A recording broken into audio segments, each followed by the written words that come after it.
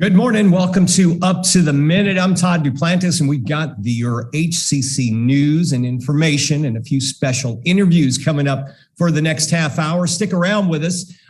It is the 4th of November. Hard to believe we are that far into this year. And hey, we're almost into our spring 2022 semester here at HCC. More on that later in the show. Registration's open, folks. So we'll talk about that later. We're also on HCCTV nowadays at noon and 5 p.m. with the rebroadcast of the show. So if you don't catch us live in the mornings at 10 a.m. on Facebook Live and YouTube, you can always watch the rebroadcast. All right, Tony, Dr. Tony Rayo Sutherland, my co-host for the morning. They can also follow us across social media as well. Yes, they can. Just look for Houston Community College District on Facebook, YouTube, LinkedIn, Twitter, and Instagram, and you can follow us there.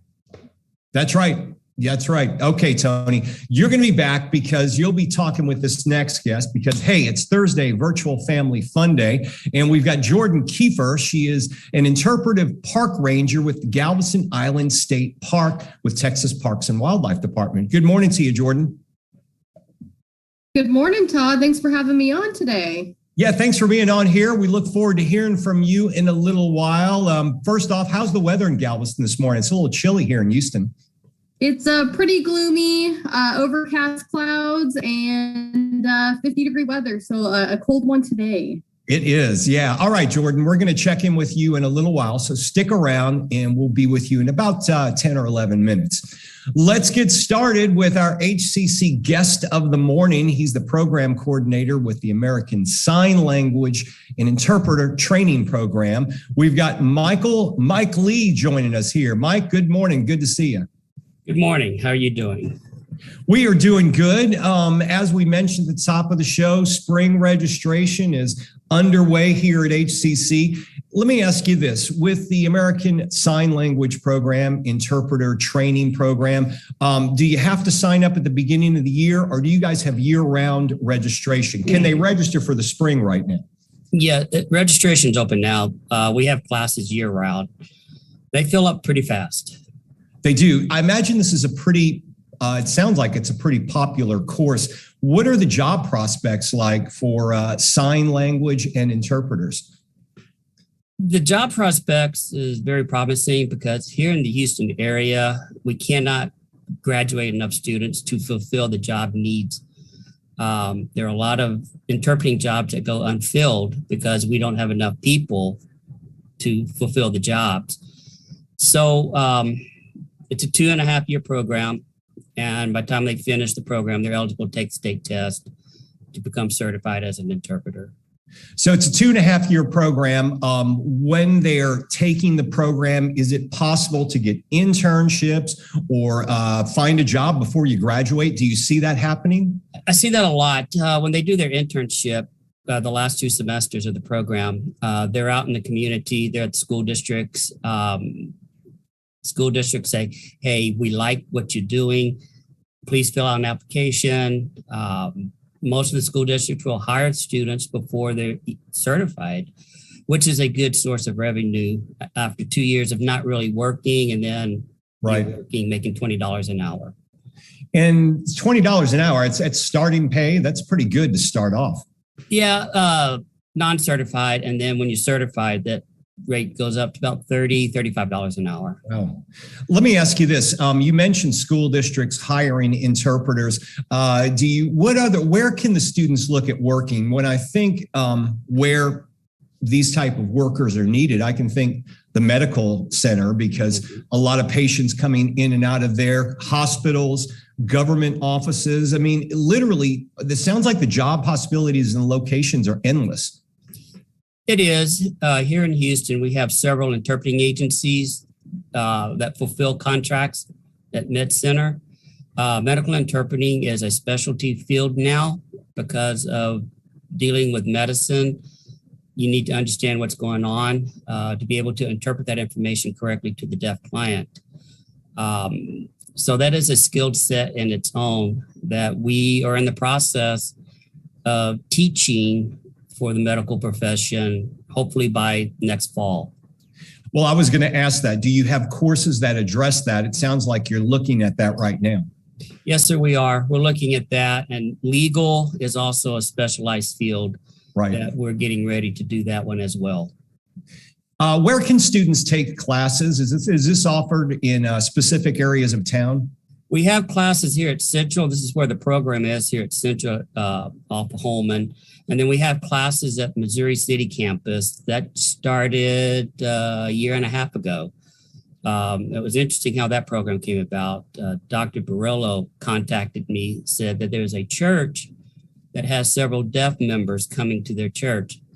And the members wanted to learn how to sign to communicate with the deaf members. So that's how that program started at Missouri City. And it's very successful. What are some of the basics that people can learn when they first get started with this? I imagine you have basic courses. Do they teach them how to form handshapes with letters, or how does that work? Yeah, when we start the program, you're taking finger spelling and then ASL 1. Finger spelling is pretty much like, how to do the handshake, like A, B, C, D. And then we do numbers, palm in, palm out for specific numbers. ASL 1, hi, your name, what? So we're teaching the basics of communication. And then as they take higher level courses, it gets more and more complicated in telling stories. And I imagine, how do some students just pick this up naturally? Is it challenging for some? Do you have to have a knack for it as well? And what type of student would be good for this profession? Right now, we have students as young as 18, and I believe our oldest student, she just turned 75. Wow. So some people are taking it just for the fun of it. They have family members who are deaf. A lot of the students, the younger students, are wanting to be interpreters. It's not an easy language to learn. It's one of the 8th hardest languages to learn, but one of the 4th most used language in the United States. It can, if you don't study, it becomes very challenging because hand shapes, hand placement, if I do this is brown, but if I move over here, that's breakfast. So the hand shape, hand movement can be very, very close, but yet give a whole different meaning. So a lot of students get very confused. You mentioned something about this course being popular. Do you see the popularity on the rise with this? I mean, it's a 2.5-year course. It's really not a short course. And it sounds like there are different levels of certifications. Yes, sir, there is. Sign language across the board at high schools are very popular. High schools are trying to find ASL instructors, ASL teachers at the high school level. Same here at the college. We're trying to find qualified instructors that have a master's degree that want to teach. It's very popular. And also we have students who are taking ASL as a foreign language credit. Instead of taking Spanish or Chinese or Japanese, they're taking ASL. So again, our classes fill up very, very fast. I was just looking at one of the ASL classes this morning. We cap out at 16, it's already at 12. Wow. So if you're looking at signing up for the spring, it sounds like the classes are smaller because we are limiting for in-person classes. Do you offer things online as well, Mike? We have one lecture class that's online, Introduction to Interpreting Profession. Over COVID, online teaching of ASL is very difficult because it is a 3D language. And because of the camera, you just don't see the full hand shapes. So that's one of the downfalls. It's in person, but most of the lecture classes are becoming online now. We've been talking with Mike Lee. He's the program coordinator for the American Sign Language and Interpreter Training Program. They're based at the Central College campus, and they also have classes out in the Missouri City area. So we really have them all across Houston. If you're interested in signing up for the program, we'll have some links in our social media posts. And remember, as we said at the top of the show, spring registration is underway, so make sure you sign up early to get in those classes. Mike, thanks for being here this morning. Thank you for inviting me. Y'all have a good day. Thank you. All right. Take care, Mike. All right, bye-bye. Okay. We're going to turn things over to Dr. Tony because it is Thursday, Virtual Family Fun Day, and you've got a guest out in Galveston who's going to join you. And your mic's off. So sorry. I'm asleep. No, I'm just kidding. Yes, and it's going to be a lot of fun. We have Park Ranger Jordan Kieffer, Interpretive Park Ranger for the Galveston Island State Park, which is part of the Texas Parks and Wildlife Department. Welcome to the show. Thank you so much for having me today, Tony. Well, you're called an interpretive park ranger. What does interpretive mean? Great question, especially with the last guest. It's a little bit different than that kind of interpreting. A lot of people think of languages, but what I do as an interpreter is that I look at the cultural and natural resources at the park, and I reveal the deeper meanings behind them and give people reasons to care about the resources and why we should protect not only the island, but of course the mainland connected to it as well. Sounds good. Well, now, it's November, it's Thanksgiving's coming, and we think a lot about the first colonies, and they gave thanks with the Indians and all that kind of thing. So it's a good season to think about the indigenous. Tell us a little bit about, I know that you're going to tell us a little bit about Native American history. So tell us a little bit about that. Absolutely. So the indigenous tribe that was around the area were called the Karankawa. So they're the ones we have a lot of history at for our park. And they ranged all the way from Galveston Bay area down to Corpus Christi. So they were a nomadic tribe. They came to the island, barrier islands, during the cool season. From the fall to the winter, they were hunter-gatherers. So they spent their days hunting bison and deer on the mainland. And then during that fall and winter time, they came over and were collecting shellfish, going fishing, and using those coastal resources. So that was the ones that lived in this area. Now, what happened to them? What do we know about what happened to them? Do they still live here? Tell us about their story.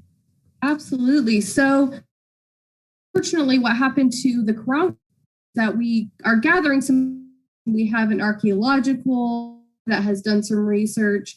We have historic staff, and what they've been able to piece together about what happened to the Karankawa was that they actually disappeared off the island by the early 1800s. And that was for a variety of reasons. Throughout all of Texas, the Spanish did establish missions to help to Christianize them. They also were exposed to different European diseases, including smallpox. For us on the island in 1819, we had a privateer named Jean Lafitte. So privateering being pretty much pirating, but they were contracted by the government to do so. So he preferred to be called a privateer. So they had a very civil at first relationship with the Karankawa. And then there were some accusations going around of some kidnappings going on. And so the Karankawa ended up actually attacking Jean Lafitte, retaliated back. They had 2 cannons, they had 200 men. And so by the end of 1819, we saw pretty much all the Karankawa were gone off the island.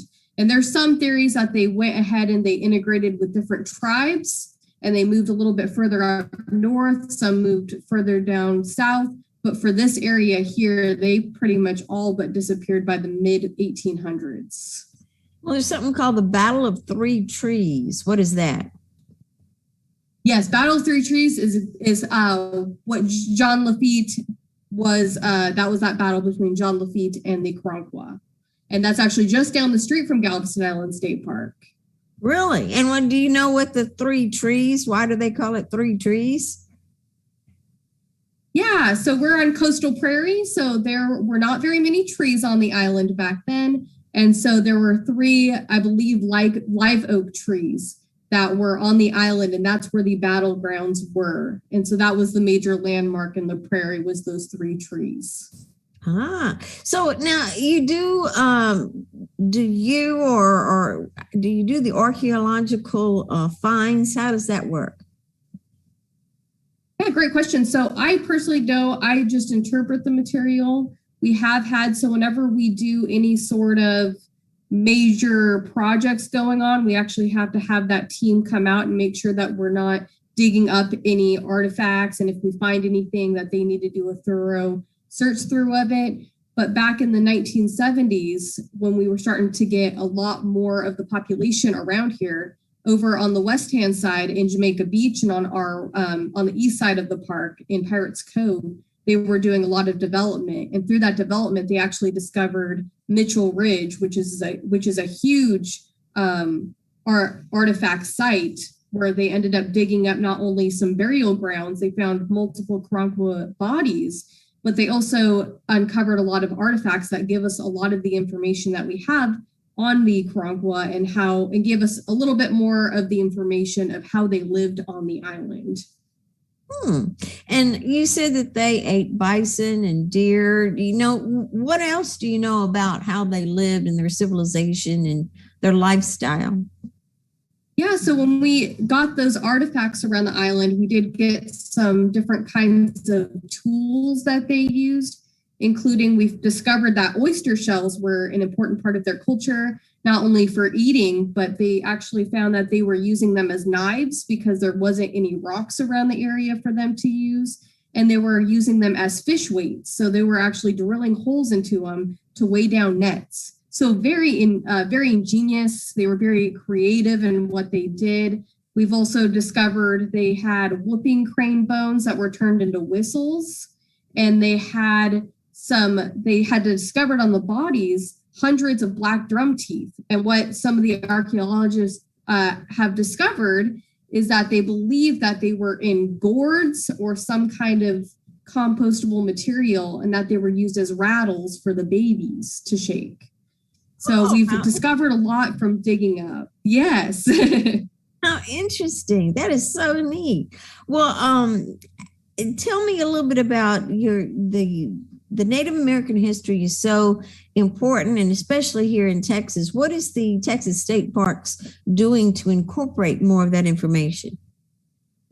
Absolutely. So here at Galveston Island State Park, we try to incorporate that material into almost every single program that we do, because we do believe that their stories are very important. They're very crucial for us to tell, especially because we have more history underground than we have above ground with that group.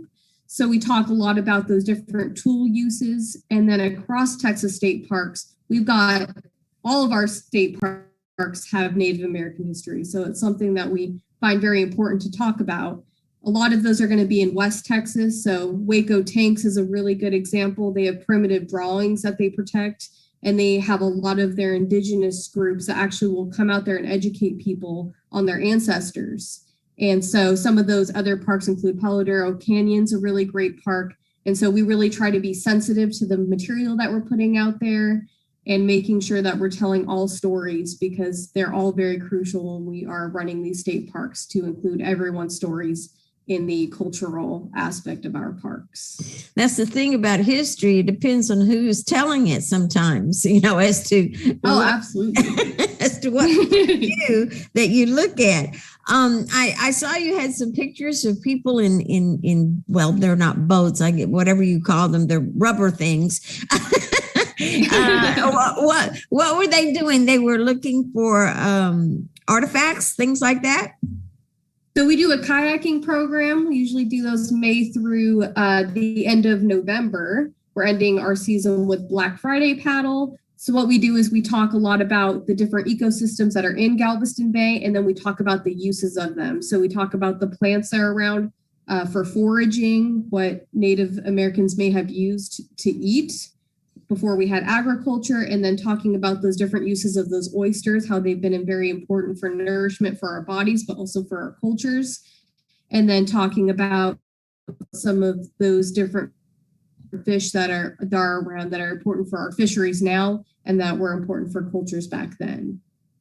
Oh, that's interesting. So if you want to learn about Native American history, especially in this area, you go to the park and find out, and you can interpret for us the different stories, and we learn about our history.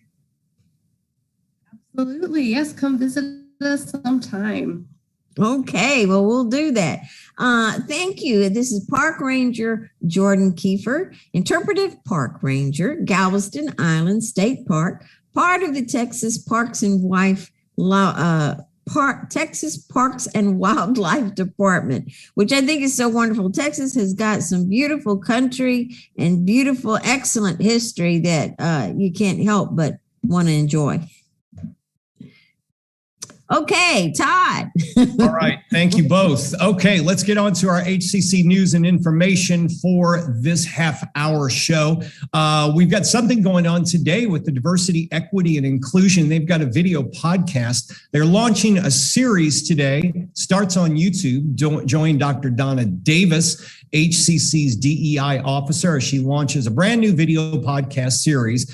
Upcoming virtual live streams are today. One starts at 11:30 a.m., goes to noon. We'll have a link in the social media post after this show on how you can register and attend the event. Today's guest speaker is Dr. Nicole A. Robertson. She is the director of Equal Opportunity and Diversity at Texas A&M University. She'll be joining Dr. Donna Davis as well. Okay, Branding Academy, that is happening as well, Tony. You can take control of your brand and learn all about it.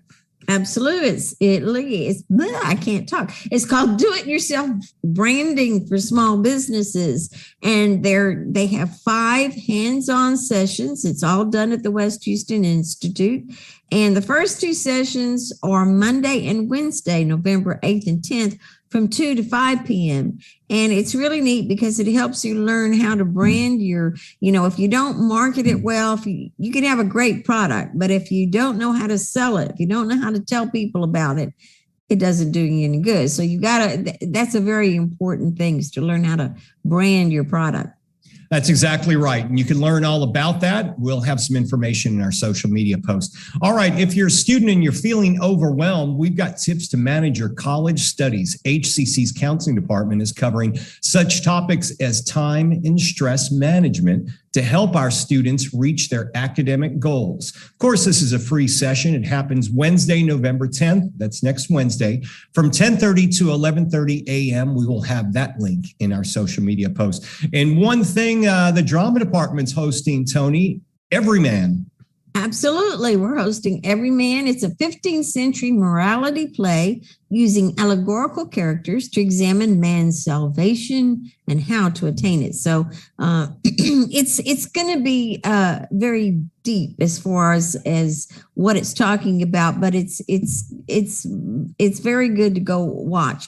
Actually, they're doing it inside of the theater, so it is a play production, but you get to see it through YouTube. It's Virtual Arts Center YouTube channel. You can see it starting Monday, November 15th at 7:30 p.m. And then, of course, it'll be there. You can see it anytime after that. And then also, there's another play that Michael Flanagan is also putting on. So eventually there will be 2 plays that you can watch for this semester. Yes. Okay. There's a food drive going on. You can take part. It's very easy to do. HCC Psychology Department is inviting the HCC family to pick up a food donation bag. You can get them at HEB, Kroger, and Houston Food Bank. Of course, it does benefit the Houston Food Bank. Take a photo when you purchase one of those bags so you can show it to HCC's audience and show your generous support. We'll have some information in our social media post. This goes on through December the 5th. And as we've been mentioning, Tony, spring registration is upon us.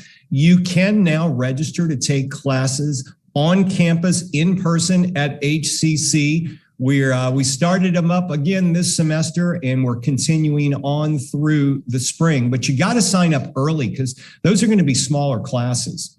Absolutely. You can only, I think it goes up to 16, I believe. And that's pretty small for a class. So anyways, we've got online anytime, online on a schedule, hybrid, in-person, and hybrid lab. So there's a lot of different ways that you can take your classes. But if you want to get the class you want, because they're going to be small, you need to go ahead and register now so you can get the one you want.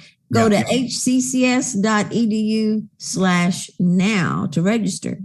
That's right. Registration is open now. And keep in mind, folks, we still do have that HERF emergency funding for COVID relief for our students. You have to register to be a student, then you ask for the funding assistance. A lot of times that can pay for all of your college for the semester, so you won't have any loans that you'll need. But you need to ask for it, and you need to get registered now before you can qualify for that special funding. Okay. This semester is the easiest semester to be able to pay for your college education. I mean, there are so many ways that we've got that you can get finances. So now is the time to register. Yeah, and this is not something you have to pay back. I mean, a lot of people are qualify for the Pell Grants, so you'll still get that. And then this HERF funding is extra funding you get on top of that. So in many cases, it'll pay for your college. Then you can use the money for food, transportation, anything you need to assist you in attending college at HCC. We have a lot of funding for it, but you need to be a student and you need to ask for the funding, and they distribute it a few times throughout the year. So, all right, tomorrow on the show, it's Film Friday. We've got Jessica Green. She'll be here to talk about the upcoming Houston Cinema Arts Society Film Festival. It's the crown jewel of our local community. And joining her is HCC faculty member Jenny Waldo, who will be screening her own full-length film at the festival. We'll talk about that tomorrow. And we've also got another guest. Yes, we have a retired judge who's taking HCC solar classes so he can travel to Liberia, one of Africa's poorest countries, to start a solar training program there. So that should be very interesting to find out his story. Yeah, that'll be a great story. So tune in for all of that tomorrow. Plus, it's #Finally Friday. Yes, it is. We made it through yet another week. All right, we're going to wrap up today's show. Tony, you're back. Are you here tomorrow or are you here Friday? Monday. I'm not sure if Frank's going to be here or me tomorrow, but one of us will be here tomorrow. Okay. All right. So one way or another, we'll see you all live tomorrow, 10 a.m. right here and Up to the Minute.